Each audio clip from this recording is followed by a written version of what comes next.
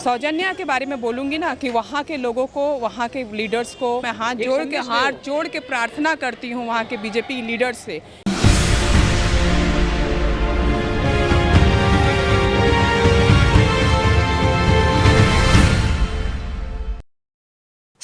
Welcome to YouTube family Kudlar Hampi. Tamil Nadu ಮತ್ತು ವೆಸ್ಟ್ ಬೆಂಗಾಲ್ ಚುನಾವಣೆಯ ಫಲಿತಾಂಶದ ಬಗ್ಗೆ ಇಡೀ ದೇಶನೇ ಚರ್ಚೆ ಮಾಡೋಕೆ ಶುರು ಮಾಡಿದೆ. ಒಂದು ಯಂಗ್ ಜನರೇಷನ್ ಮನಸ್ಸು ಮಾಡಿದ್ರೆ ಯಾವ ರೀತಿಯಾಗಿ ಹೊಸ ಪಕ್ಷವನ್ನು ಆಯ್ಕೆ ಮಾಡಬಹುದು ಅಂತ ಹೇಳಿ ಆಕ್ಟರ್ ವಿಜಯ್ ಅನ್ನು ಸಿಎಂ ಅನ್ನಾಗಿ ಆಯ್ಕೆ ಮಾಡುವ ಮುಖಾಂತರ ತಮಿಳುನಾಡಿನ ಜನತೆ ತೋರಿಸಿದ್ದಾರೆ ಅಂತ ಹೇಳಿದ್ರು ಕೂಡ ತಪ್ಪಾಗ್ಲಿಕ್ಕಿಲ್ಲ. ನಿಜವಾಗ್ಲೂ ತಮಿಳುನಾಡಿನ ಜನತೆ ವಿದ್ಯಾವಂತರು, ಬುದ್ಧಿವಂತರು ಅಂತ ಹೇಳಿದ್ರು ಕೂಡ ತಪ್ಪಾಗ್ಲಿಕ್ಕಿಲ್ಲ. ಯಾಕಂತ ಹೇಳಿದ್ರೆ ಈ ವ್ಯಕ್ತಿ ಆಕ್ಟರ್ ವಿಜಯ್ ನಮ್ಮ ರಾಜ್ಯವನ್ನು ಮಾದರಿ ರಾಜ್ಯವನ್ನಾಗಿ ಮಾಡ್ತಾರೆ. ಇಡೀ ದೇಶದಲ್ಲಿ ತಮಿಳುನಾಡು ರಾಜ್ಯ ಅನ್ನುವಂಥದ್ದು ಮಾದರಿ ರಾಜ್ಯ ಆಗ್ಲಿ ಅಂತೇಳಿ ನಾನು ಆಶಿಸ್ತೀನಿ.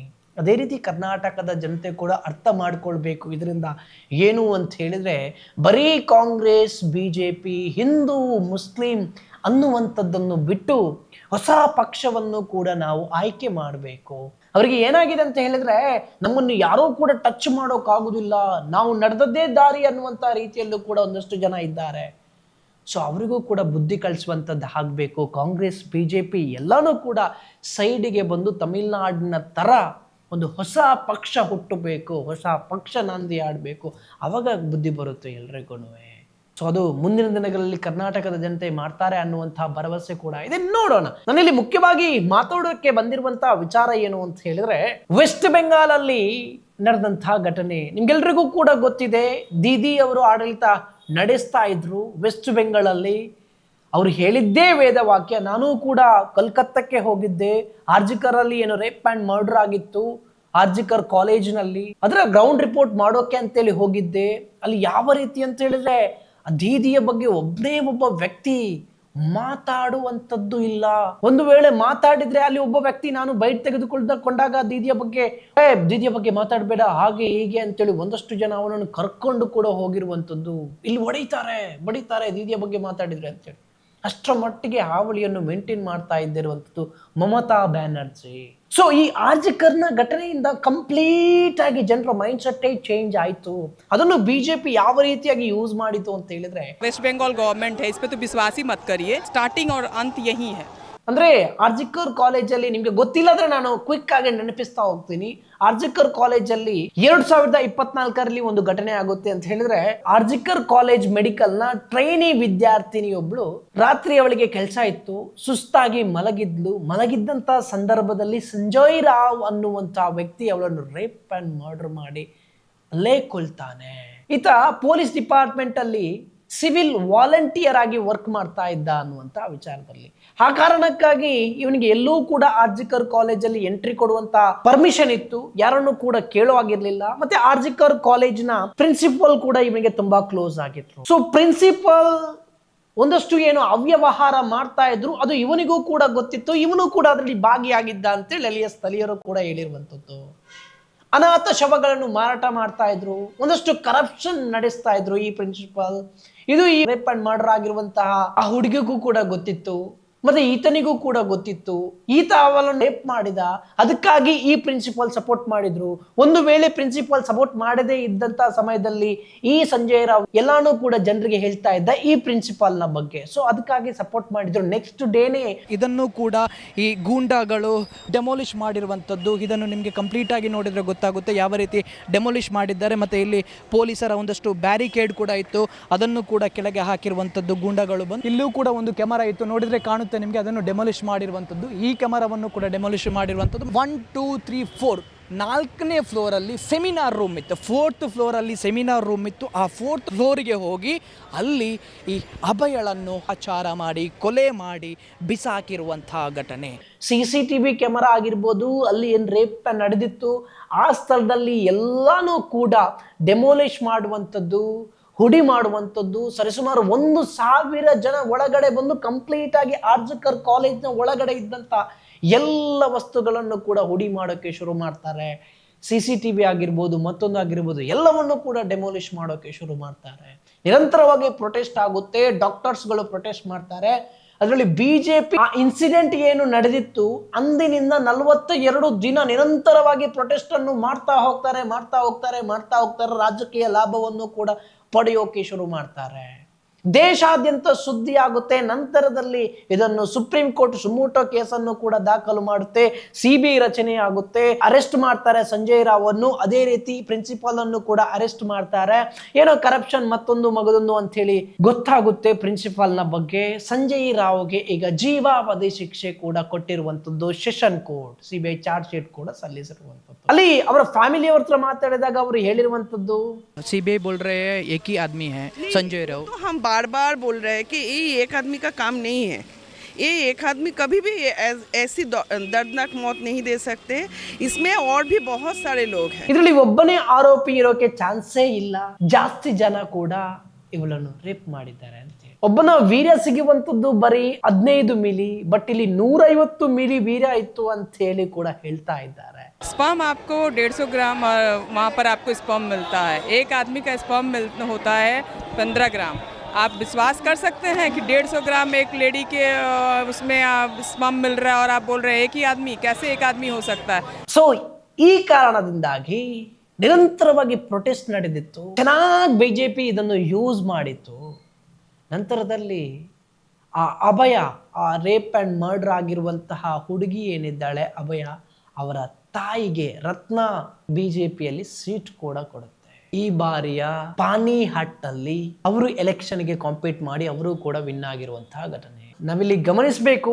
ಜನರು ಚೇಂಜಸ್ ಅನ್ನು ಬಯಸಿದ್ರೆ ಯಾವ ರೀತಿಯಾಗಿ ಚೇಂಜ್ ಆಗೋಕೆ ಸಾಧ್ಯ, ಜನರಿಂದಲೇ ಸರ್ಕಾರ ಅನ್ನೋದಕ್ಕೆ ಇದು ಬೆಸ್ಟ್ ಎಕ್ಸಾಂಪಲ್ ಅಂತ ಹೇಳಿದ್ರು ಕೂಡ ತಪ್ಪಾಗ್ಲಿಕ್ಕಿಲ್ಲ. ಇದೇ ರೀತಿ ಕರ್ನಾಟಕದಲ್ಲೂ ಕೂಡ ಚೇಂಜ್ ಆಗಬೇಕು ಅಂತೇಳಿ. ಯಾಕಂತ ಹೇಳಿದ್ರೆ ನಿಮ್ಗೆಲ್ರಿಗೂ ಕೂಡ ಗೊತ್ತಿರುವ ಹಾಗೆ ಸೌಜನ್ಯ ಅನ್ನುವಂಥ ಒಬ್ಬ ಮುಗ್ಧ ಹೆಣ್ಣು ಮಗಳ ಅತ್ಯಾಚಾರವಾಗಿ ಮರ್ಡರ್ ಆಗಿ ಕಾಡಿನಲ್ಲಿ ಬಿಸಾಡಿದ್ರು, ನಿರಂತರವಾಗಿ ಹೋರಾಟ ನಡೆದ್ರೂ, ಯಾವ ರೀತಿಯಾಗಿ ಡಿಪಾರ್ಟ್ಮೆಂಟ್ ತಪ್ಪನ್ನು ಮಾಡಿದೆ ಅದನ್ನು ಕೋರ್ಟ್ ಹೇಳಿದ್ರು ಅವರ ಮೇಲೆ ತನಿಖೆಯನ್ನು ನಡೆಸದೆ, ಅವರ ಮೇಲೆ ಆಕ್ಷನ್ ಅನ್ನು ಕೂಡ ತೆಗೆದುಕೊಳ್ಳದೆ ಯಾವ ರೀತಿಯಾಗಿ ನಮ್ಮ ಸರ್ಕಾರ ಆಟ ಆಡಿತು. ಎರಡೂ ಸರ್ಕಾರ ಕೂಡ ಸೌಜನ್ಯ ರೇಪ್ ಆ್ಯಂಡ್ ಮರ್ಡರ್ ಆದಂಥ ಸಮಯದಲ್ಲಿ ಇದ್ದಂಥ ಸರ್ಕಾರ ಬಿಜೆಪಿ, ಆ ನಂತರದಲ್ಲಿ ಬಂದಂಥ ಸರ್ಕಾರ ಕಾಂಗ್ರೆಸ್, ಇವಾಗಲೂ ಕೂಡ ಇರುವಂಥ ಸರ್ಕಾರ ಕಾಂಗ್ರೆಸ್ ಏನೆಲ್ಲ ಮಾಡ್ತಾ ಇದೆ ಅನ್ನುವಂಥ ವಿಚಾರದಲ್ಲಿ ಎಲ್ರಿಗೂ ಕೂಡ ಗೊತ್ತಿದೆ. ಈ ಸೌಜನ್ಯದಿಂದಾಗಿ ಕರ್ನಾಟಕ ಸರ್ಕಾರ ಖಂಡಿತವಾಗ್ಲೂ ಮುಂದಿನ ಚುನಾವಣೆಯಲ್ಲಿ ಬಿಜೆಪಿ ಅಥವಾ ಕಾಂಗ್ರೆಸ್ ಅನ್ನು ಬಿಟ್ಟು ಬೇರೆ ಒಂದು ಪಕ್ಷವನ್ನು ಖಂಡಿತವಾಗ್ಲೂ ಚೂಸ್ ಮಾಡಬೇಕು ಅಂತೇಳಿ ಇವರಿಗೆ ಪಾಠ ಕಲಿಸೋಕೆ ಸಾಧ್ಯ ಅಂತ ಹೇಳಿದ್ರೆ ಇದರಿಂದ ಮಾತ್ರ ಸಾಧ್ಯ. ರಾಜಕೀಯ ವ್ಯಕ್ತಿಗಳಿಗೆ ಕುಲಕರ್ಣಿ ಕೇಸಲ್ಲಿ ಶಿಕ್ಷೆ ಆಯಿತು. ಯಾಕೆ ಅಂತ ಹೇಳಿದ್ರೆ ಅಲ್ಲಿ ಬಿಜೆಪಿ ಕುಲಕರ್ಣಿಗೆ ಸಪೋರ್ಟ್ ಇರಲಿಲ್ಲ, ಬಿಜೆಪಿ ಕುಲಕರ್ಣಿಗೆ ಆಂಟಿ ಆಗಿತ್ತು. ಸೊ ಈ ಕಾರಣದಿಂದಾಗಿ ಕುಲಕರ್ಣಿಗೆ ಶಿಕ್ಷೆ ಆಯಿತು. ಪ್ರಜ್ವಲ್ ರೇವಣ್ಣಿಗೆ ಶಿಕ್ಷೆ ಆಯಿತು. ಯಾಕೆ ಅಂತ ಹೇಳಿದ್ರೆ ಕಾಂಗ್ರೆಸ್ ಆಂಟಿ ಆಗಿತ್ತು. ಈ ಕಾರಣಕ್ಕಾಗಿ ಪ್ರಜ್ವಲ್ ರೇವಣ್ಣನಿಗೆ ಶಿಕ್ಷೆ ಆಯಿತು. ಬಟ್ ಇಲ್ಲಿ ಸೌಜನ್ಯ ಪ್ರಕರಣದಲ್ಲಿ ಯಾರಿಗೂ ಕೂಡ ಶಿಕ್ಷೆ ಆಗ್ತಾ ಇಲ್ಲ ಅಂತ ಹೇಳಿದ್ರೆ, ಆರೋಪಿಗಳೇ ಸಿಗ್ತಾ ಇಲ್ಲ ಅಂತ ಹೇಳಿದ್ರೆ, ತಪ್ಪು ಮಾಡಿದ ತನಿಖಾಧಿಕಾರಿಗಳಿಗೂ ಶಿಕ್ಷೆ ಆಗ್ತಾ ಇಲ್ಲ ಅಂತ ಹೇಳಿದ್ರೆ ಅವರನ್ನು ಬಚಾವ್ ಮಾಡ್ತಾ ಇದ್ದಾರೆ ಎರಡೂ ಪಕ್ಷಗಳು. ಇಲ್ಲಿ ಬಿಜೆಪಿನೂ ಕಾಂಗ್ರೆಸ್ಸು ಎರಡೂ ಒಟ್ಟಾಗಿ ಕೆಲಸ ಮಾಡ್ತಾ ಇದೆ. 400 ಕಾರ್, 500 ಕಾರ್ ಬರುವಂಥ ಮುಖಾಂತರ ಯಾವ ರೀತಿಯಾಗಿ ಸಪೋರ್ಟ್ ಆಗಿ ನಿಂತರು ಅನ್ನುವಂಥ ವಿಚಾರದಲ್ಲೂ ನಿಮಗೂ ಕೂಡ ಗೊತ್ತಿದೆ. ಸಾವಿರ ಡಿಕೆಶಿಗಳು ಇದ್ದಾರೆ ಅನ್ನುವಂಥ ವಿಚಾರದಲ್ಲೂ ಕೂಡ ಹೇಳಿರುವಂಥದ್ದು, ಎಷ್ಟೊಂದು ಡೊಂಬರಾಟವನ್ನು ಮಾಡಿದ್ದಾರೆ ಅಂತೇಳಿ. ಸೊ ಇದೆಲ್ಲ ನಿಂತು ಹೋಗಬೇಕು. ಇವರ ದುರಾಂಕಾರ, ಈ ರೀತಿಯ ವರ್ತನೆಯೆಲ್ಲನು ನಿಂತು ಹೋಗಬೇಕು ಅಂತ ಹೇಳಿದ್ರೆ ತಮಿಳುನಾಡಲ್ಲಿ ಯಾವ ರೀತಿಯಾಗಿ ಜನರು ಒಂದು ಹೊಸ ಪಕ್ಷವನ್ನು ಆಯ್ಕೆ ಮಾಡಿದ್ರು, ಅದೇ ರೀತಿಯಾಗಿ ಕರ್ನಾಟಕದಲ್ಲೂ ಕೂಡ ಒಂದು ಹೊಸ ಪಕ್ಷವನ್ನು ಆಯ್ಕೆ ಮಾಡಬೇಕು ಅನ್ನುವಂಥ ವಿಚಾರದಲ್ಲಿ ನಾನು ಕೋಲ್ಕತ್ತಾಕ್ಕೆ ಹೋದಂಥ ಸಮಯದಲ್ಲಿ ಸೌಜನ್ಯ ಬಗ್ಗೆನೂ ಕೂಡ ಅಲ್ಲಿ ಮಾತಾಡಿದೆ. ಬಿಜೆಪಿಯ ಲೀಡರ್ ಜೊತೆಗೆ ಸೌಜನ್ಯ ಬಗ್ಗೆನೂ ಕೂಡ ಮಾತಾಡಿದೆ. ಅವರು ಕೊಟ್ಟ ಉತ್ತರ ಅಂತ ಹೇಳಿದ್ರೆ, सौजन्या के बारे में बोलूँगी ना कि वहाँ के लोगों को, वहाँ के लीडर्स को मैं हाथ जोड़ के प्रार्थना करती हूँ वहाँ के बीजेपी लीडर्स से कि वो लोग एक बार आए, खड़े होएं. अरे चार लोग लेके आएंगे तो 4 से 400 होते हैं, तो वो 4 खड़े हों. और जो पब्लिक के साथ नहीं रहता है फिर उसका टिकना मुश्किल होता है. पब्लिक के साथ रहना पड़ेगा. और पब्लिक को भी चाहिए कि हर एक घर में सौजन्या है, हर एक घर में सौजन्या है, और सारे निकल के प्रोटेस्ट करें और वॉइस रेस करना पड़ेगा.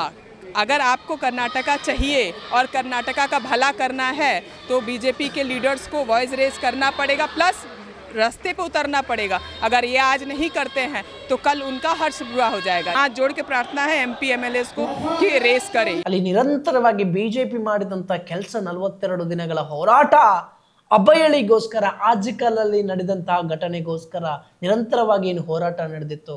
ಬಟ್ ಇಲ್ಲಿ ಯಾವನು ಕೂಡ ಹೋರಾಟನೂ ಮಾಡಿಲ್ಲ.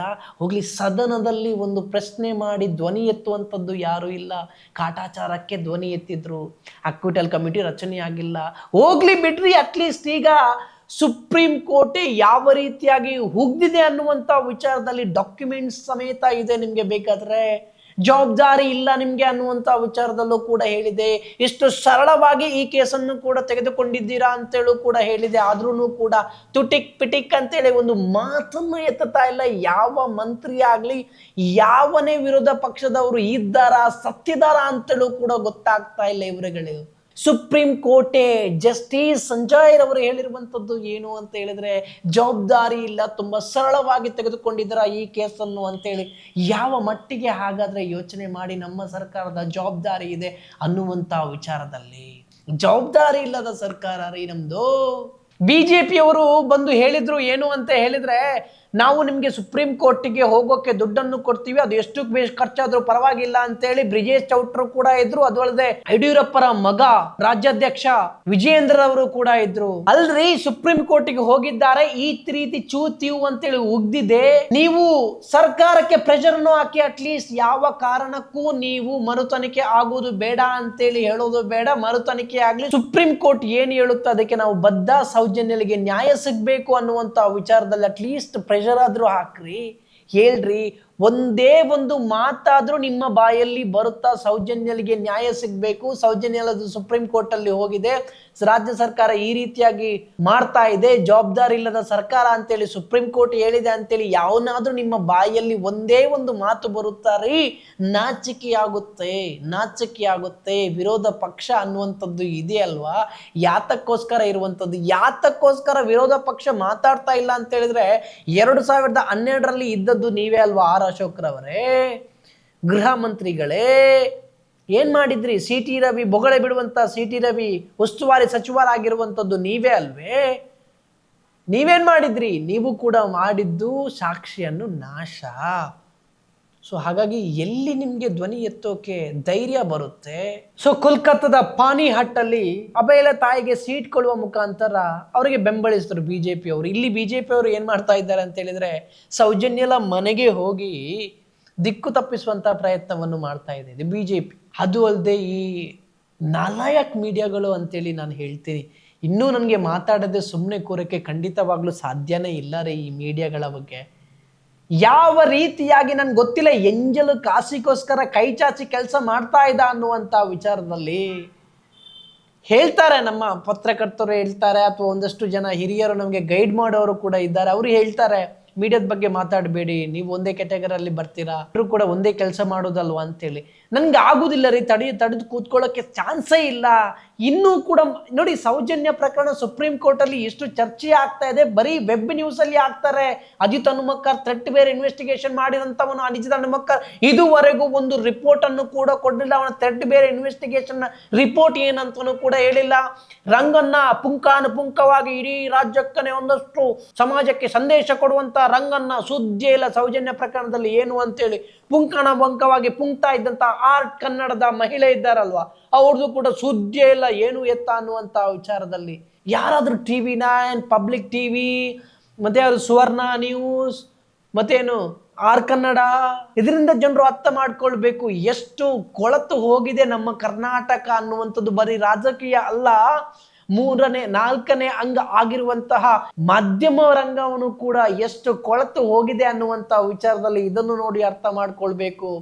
SID ಆದಂತಹ ಸಮಯದಲ್ಲಿ ಯಾವ ರೀತಿಯಾಗಿ ದಿಕ್ಕು ತಪ್ಪಿಸುವಂತಹ ಪ್ರಯತ್ನವನ್ನು ನಿರಂತರವಾಗಿ ಮಾಡಿದ್ರು. 1,000 ಪುಟದ ವರದಿಯನ್ನು SIT ಈಗ ಕೊಟ್ಟಿದೆ ಅಲ್ವಾ ಕರ್ನಾಟಕ ಸರ್ಕಾರಕ್ಕೆ. ಶಾಲಿನಿ ರಜನೀಶ್ ರವರಿಗೆ ಯಾಕೆ ಕೇಳ್ತಾ ಇಲ್ಲ, ಅದು ಏನು ವರದಿ ಎತ್ತ ಅನ್ನುವಂತ ವಿಚಾರದಲ್ಲಿ, ಅದರಲ್ಲಿ ಏನಿದೆ ಅಂತ ಹೇಳಿ ಯಾಕೆ ಕೇಳ್ತಾ ಇಲ್ಲ? FSL ರಿಪೋರ್ಟ್ ಬಂತಾ? ಅಲ್ಲಿ ಡೆಡ್ ಬಾಡಿಗಳು ಒಂದಷ್ಟು ಸಿಕ್ಕಿದೆ ಅಲ್ವಾ, ಅದರ ರಿಪೋರ್ಟ್ ಬಂತಾ? ಏನಿದೆ ಮರ್ಡರ್ ಅಂತೇಳಿ ಇದೆಯಾ ಅಂತೇಳಿ ಏನಾದ್ರು ಕ್ವಶನ್ ಮಾಡುವಂತದ್ದನ್ನು ಮಾಡಿದ್ದೀರಾ ಸ್ಯಾಟಲೈಟ್ ಮಾಧ್ಯಮಗಳೇ? ಬೇಸರ ಆಗುತ್ತೆ. ಇವುಗಳಿಗೆ 4ನೇ ಅಂಗ ಅಂತೇಳಿ ಕೊಟ್ಟಿದ್ಯಲ್ಲ, ಇವರು ದೋಚುವ ಅಂಗ ಆಗಿ ಹೋಗಿದ್ ಬಿಟ್ಟಿದೆ ಅಂತೇಳಿ ನನ್ಗೆ ಅನ್ಸುತ್ತೆ. ಏನೇ ಎಷ್ಟೇ ಸುಳ್ಳನ್ನು ಬಿತ್ತರಿಸುವಂತ ಪ್ರಯತ್ನ ಪಟ್ಟರು ಕೂಡ ಖಂಡಿತವಾಗ್ಲೂ ನಿಷ್ಠಾವಂತ ಯೂಟ್ಯೂಬ್ಗಳು ಇದೆ. ಅದು ಯಾವುದೇ ಕಾರಣಕ್ಕೂ ಸೌಜನ್ಯ ಪ್ರಕರಣ ಆಗಿರಬಹುದು, ಧರ್ಮಸ್ಥಳದಲ್ಲಿ ನಡೆದಂತ SIT ತನಿಖೆಯನ್ನು ಖಂಡಿತವಾಗ್ಲೂ ಅರ್ಧ ದಾರಿಯಲ್ಲಿ ಬಿಡೋದೇ ಇಲ್ಲ. ತಾರ್ಕಿಕ ಎಂಡ್ ಸಿಗೋವರೆಗೆ ನಿರಂತರವಾಗಿ ಫೈಟ್ ಮಾಡ್ತಾನೆ ಇರ್ತೀವಿ. ನಿಮ್ಮಂತ ಎಷ್ಟೇ ಸ್ಯಾಟಲೈಟ್ ಚಾನಲ್ಗಳು ದಿಕ್ಕು ತಪ್ಪಿಸುವಂತ ಪ್ರಯತ್ನ ಪಟ್ಟರು ಅದು ಸಾಧ್ಯನೇ ಇಲ್ಲ. ನಿಮ್ಗೆ ಮಕ್ಕಳು, ಹೆಂಡತಿ, ತಂಗಿ ಯಾರು ಇಲ್ವೇ? ನಿಮ್ಗೆ ಅರ್ಥನೇ ಆಗೋದಿಲ್ವಾ ಆ ಪಾಪ ಹುಡುಗಿಯ ಬರ್ಬರತೆ ಎಷ್ಟಿದೆ ಅಂತೇಳಿ? ಅದರಲ್ಲೂ ಕಾಸು ಮಾಡಕ್ ಹೊಟ್ಟಿದ್ದೀರಲ್ವಾ, ನಿಮ್ಮ ಸಂಸಾರ, ನಿಮ್ಮ ಕುಟುಂಬ ಎಲ್ಲ ಚೆನ್ನಾಗಿರುತ್ತಾರೆ.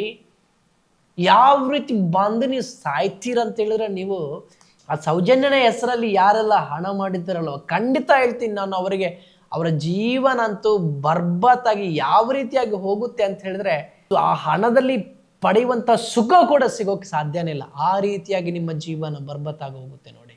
SIT ನಿಂತು ಹೋಗಿಲ್ಲ ಆಯ್ತಾ, SIT ನಿಂತು ಹೋಗಿದ್ದೆ, ಚಿನ್ನಯ್ಯ ಉಲ್ಟ ಹೊಡೆದ ಅಂತೇಳಿ. ಯಾವ ರೀತಿಯಾಗಿ ಏನೆಲ್ಲ ಆಗುತ್ತೆ ಮುಂದಿನ ದಿನಗಳಲ್ಲಿ ಅಂತೇಳಿ ಕಾದು ನೋಡಿ. ಚಿನ್ನಯ್ಯ ಉಲ್ಟ ಹೊಡೆದ್ನ ಅಥವಾ ಚಿನ್ನಯ್ಯನೇ ಏನಾದರೂ ಕಡೆಗೆ ಬಂದು ಹೋಗ್ತಾನ ಅಂತೇಳಿ ನೋಡಿ, ಕಾದು ನೋಡಿ.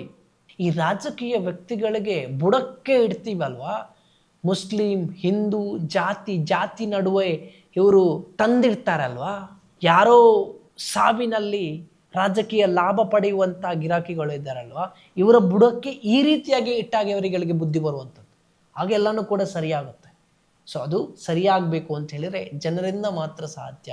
ಜನರಿಂದ ಇರುವಂತಹ ಸರ್ಕಾರ, ಜನರೇ ಸರ್ಕಾರ. ಹಾಗಾಗಿ ಜನರು ಮನಸ್ಸು ಮಾಡಿದ್ರೆ ಎಲ್ಲನೂ ಕೂಡ ಬದಲಾವಣೆ ಆಗೋಕೆ ಸಾಧ್ಯ. ನೆಕ್ಸ್ಟ್ ಜನರೇಷನ್ಗೆ ಏನು ಗಿಫ್ಟ್ ಕೊಡ್ಬೋದು ನಾವು ಅಂತೇಳಿ ಕೇಳಿದ್ರೆ, ಈ ರೀತಿಯಾಗಿ ಆಯ್ಕೆ ಮಾಡುವಂತಹ ಮುಖಾಂತರ ರಾಜಕೀಯ ಅಂತ ಹೇಳಿದ್ರೆ ಅವರು ನಮ್ಮ ನಾಯಕರು ಅಲ್ಲ, ಅವರು ನಮ್ಮ ಸೇವಕರು, ಅವರು ನಮ್ಮ ಕೆಲಸದಾಳುಗಳು ಅನ್ನುವಂಥ ರೀತಿಯಲ್ಲಿ ನೋಡಿದ್ರೆ ಮಾತ್ರ ಈ ರಾಜಕೀಯ ವ್ಯವಸ್ಥೆ, ಈ ಆಡಳಿತ ವ್ಯವಸ್ಥೆ, ಈ ಕರಪ್ಷನ್ ಆಗಿರ್ಬೋದು, ಈ ರೀತಿಯಾಗಿ ಎಲ್ಲ ಅನ್ಯಾಯ ಆಗ್ತಾ ಇದೆ ಅಲ್ವಾ, ಅದು ನಿಂತು ಹೋಗೋಕ್ಕೆ ಸಾಧ್ಯ. ಒಬ್ಬ ಪೊಲೀಸ್ ಕಮಿಷನರ್ ಅನ್ನು ಅಥವಾ ಒಬ್ಬ ಪೊಲೀಸನ್ನು ಕೂಡ ಸೆಲೆಕ್ಟ್ ಮಾಡಬೇಕು ಅಂತ ಹೇಳಿದ್ರೆ ಆ ಜಿಲ್ಲೆಯ ಅಧಿಕಾರಿಗಳು ಅದಕ್ಕೆ ಇನ್ಫ್ಲುಯೆನ್ಸ್ ಅನ್ನು ಕೂಡ ಮಾಡ್ತಾರೆ. ಕೋಟಿ ಕೊಟ್ಟು ಅಧಿಕಾರಿ ಕೆಲಸಕ್ಕೆ ಬರ್ತಾನೆ, ನಂತರ ಅವನು ಮಾಡುವಂಥದ್ದು ಏನು ಅಂತ ಹೇಳಿದ್ರೆ ಅದೇ ರಾಗ ಅದೇ ಹಾಡು. ಅಂದ್ರೆ ನಾನು ಇಷ್ಟು ಕೋಟಿ ಕೊಟ್ಟಿದ್ದೀನಿ, ನಾನು ಇಷ್ಟು ಕೋಟಿ ದೋಚಬೇಕು ಅನ್ನುವಂತಹ ವಿಚಾರದಲ್ಲಿ ಇದು ಬದಲಾವಣೆ ಆದ್ರೆ ಮಾತ್ರ ನಮ್ಮ ರಾಜ್ಯ ಬದಲಾವಣೆ ಆಗೋಕೆ ಸಾಧ್ಯ. ಇದು ಕರ್ನಾಟಕದಲ್ಲಿ ಆದಷ್ಟು ಬೇಗ ಆಗ್ಲಿ ಅಂತೇಳಿ ನಾನು ಆಶಿಸ್ತೀನಿ. ಎಲ್ಲರೂ ಕೂಡ ವಿದ್ಯಾವಂತರು ಇದ್ದಾರೆ.